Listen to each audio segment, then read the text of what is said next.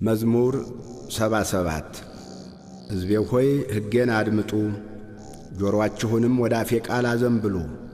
አፌን በምሳሌ እከፍታለሁ፣ ከቀድሞ ጀምሮ ያለውንም ተምሳሌት እናገራለሁ። የሰማነውንና ያወቅነውን አባቶቻችንም የነገሩንን ለሚመጣ ትውልድ ከልጆቻቸው አልሰወሩም።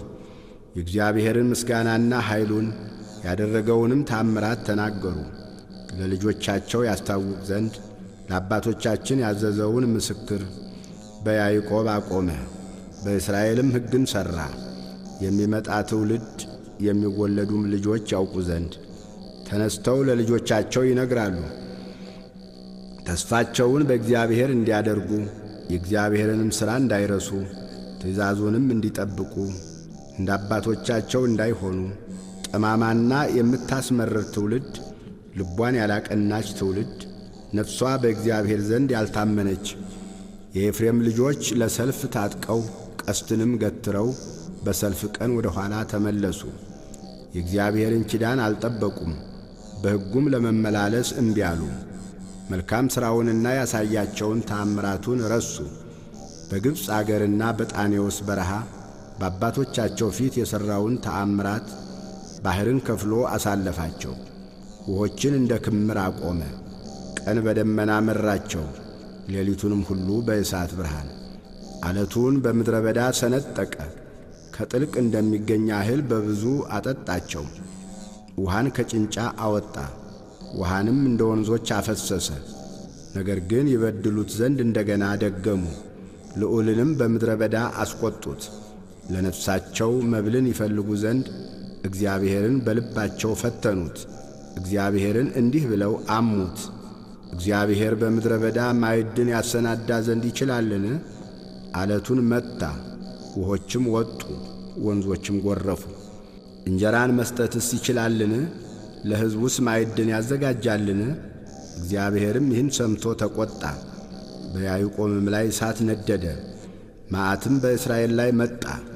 በእግዚአብሔር አላመኑምና በመድኃኒቱም አልተማመኑምና። ደመናውንም ከላይ አዘዘ፣ የሰማይንም ደጆች ከፈተ።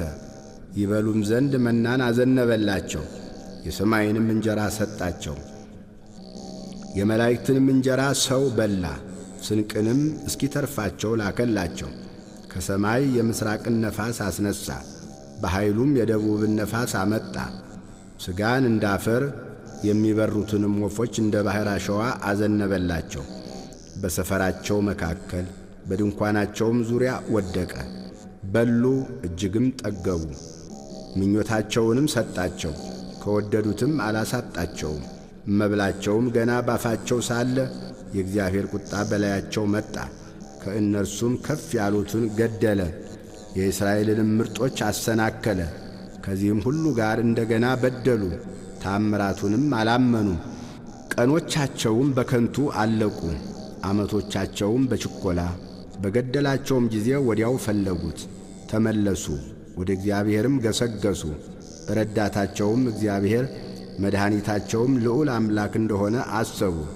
በአፋቸው ብቻ ወደዱት፣ በአንደበታቸውም ዋሹበት። ልባቸውም ከእርሱ ጋር አልቀናም፣ በቃል ኪዳኑም አልተማመኑትም። እርሱ ግን መሐሪ ነው፣ ኀጢአታቸውንም ይቅር አላቸው፣ አላጠፋቸውም። ቁጣውንም መመለስ አበዛ፣ መዓቱንም ሁሉ አላቃጠለም። ወጥቶ የማይመለስ መንፈስ ሥጋም እንደሆኑ አሰበ። በምድረ በዳ ምን ያህል አስቈጡት፣ በበረሃም አሳዘኑት። ተመለሱ፣ እግዚአብሔርንም ፈተኑት፣ የእስራኤልንም ቅዱስ አሳዘኑት።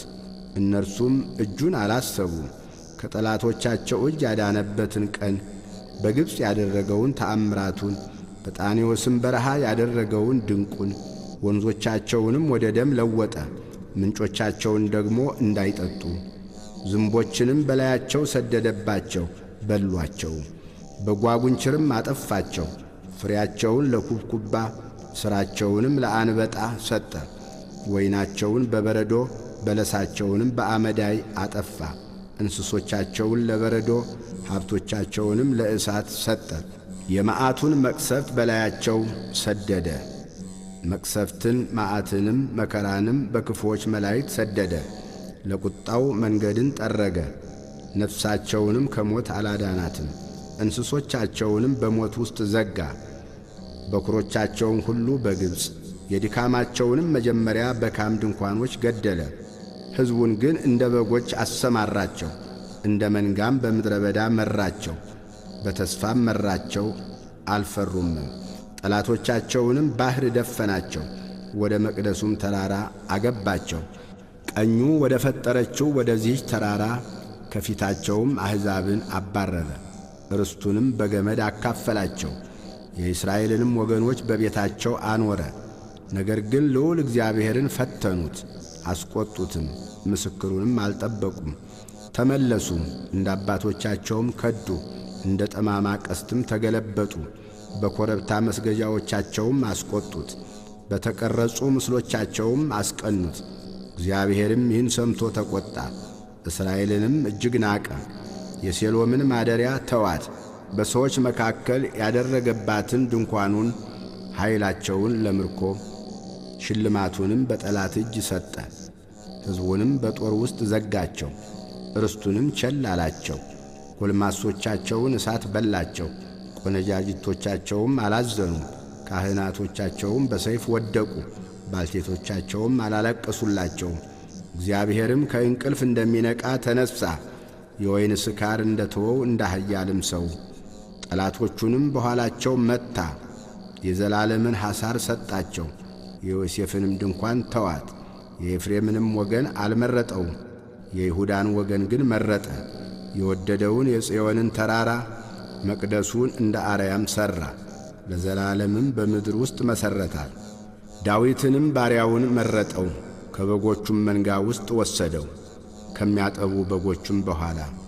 ባሪያውን ያዕቆብን ርስቱንም እስራኤልን ይጠብቅ ዘንድ ወሰደው። በልቡ ቅን